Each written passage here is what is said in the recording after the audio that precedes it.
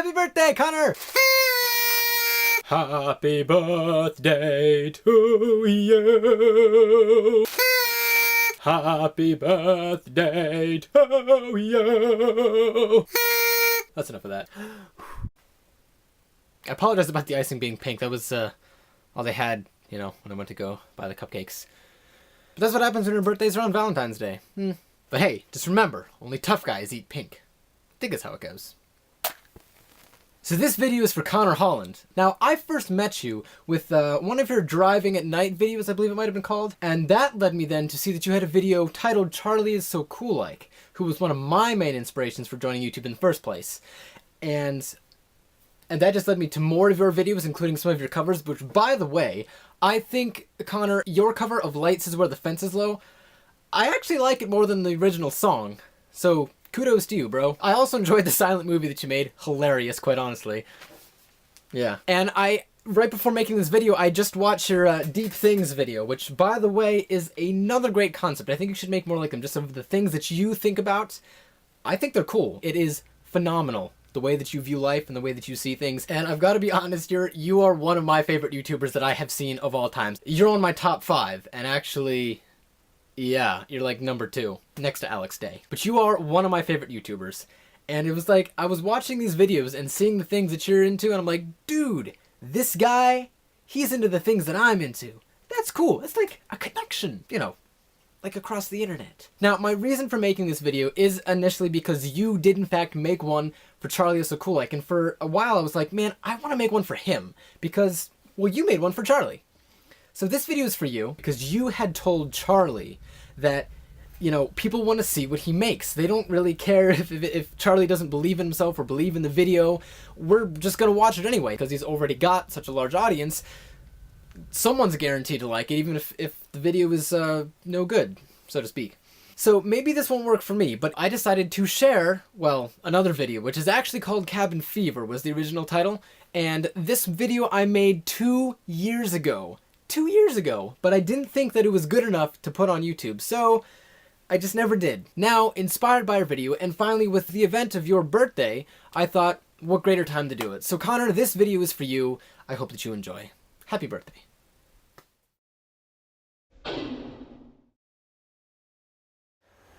It's almost the first day of spring, and I've been feeling a little cabin feverish. It hasn't been too bad of a winter, but still, I need to get outside. So, without further ado, there we go, much better. I must admit, this is the first time that I've ever actually taken this camera outside. I'm not quite sure what it'll be like. But yeah, I guess I can't complain. It hasn't been too bad of a winter, really. I think it only snowed twice, although it did snow back in October on Halloween. They actually had to cancel trick-or-treating. That was fun. But either way, here we are walking around. It's kind of cool. Nice little town development. I don't mind it. But yeah, cabin fever. So it usually comes from being birds. They say it usually comes from being isolated or alone for too long during the winter. But, oh shoot. Moving along now, I suppose. Cabin fever is actually a phrase that was first recorded as being used in 1918.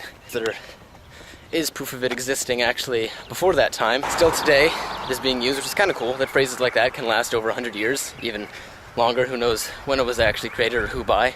Nobody knows these things. Nobody ever knows these things. According to my sources, there are a couple things you can do for cabin fever. Basically, that just says to go outside and be one with nature. So go out and hug a tree. That'll help, probably. Or kiss a daffodil. That's another one. You could do that too. Anything will work. So they say that March comes in like a lion and out like a lamb. Gotta say that's actually quite true. I just learned that a couple weeks ago. Apparently I'm not very knowledgeable when it comes to idiomatic expressions, but that's just me. So although it is nearly 80 degrees out here, it's still not quite spring for me yet. And technically it's not even spring yet. I think in a couple of days. For me it's not spring until leaves begin to return to the tops of the trees. Quite frankly I don't care how warm it gets. Till then it's just not spring for me. Oh look. There's a tree that's begun to bud. I guess spring is on its way. I've been told that a couple symptoms of cabin fever to prove that you are in fact isolated and alone. Some symptoms of cabin fever may include laughter, paranoia, frustration with inanimate objects. Why don't you understand me? Other symptoms may include loneliness, irritation, and diarrhea. I'm only kidding about that last one. That sun's getting hot. They say us redheads aren't supposed to be in the sun too long. They're probably right. Maybe I should find some shade, some shelter. Get back to my cabin. I think I'm feeling feverish. I guess this is pretty much the part of the video where I realize that I've run out of things to say, and that it's probably gotten a little windy, so you might not even be hearing me accurately. So, bye. And stuff.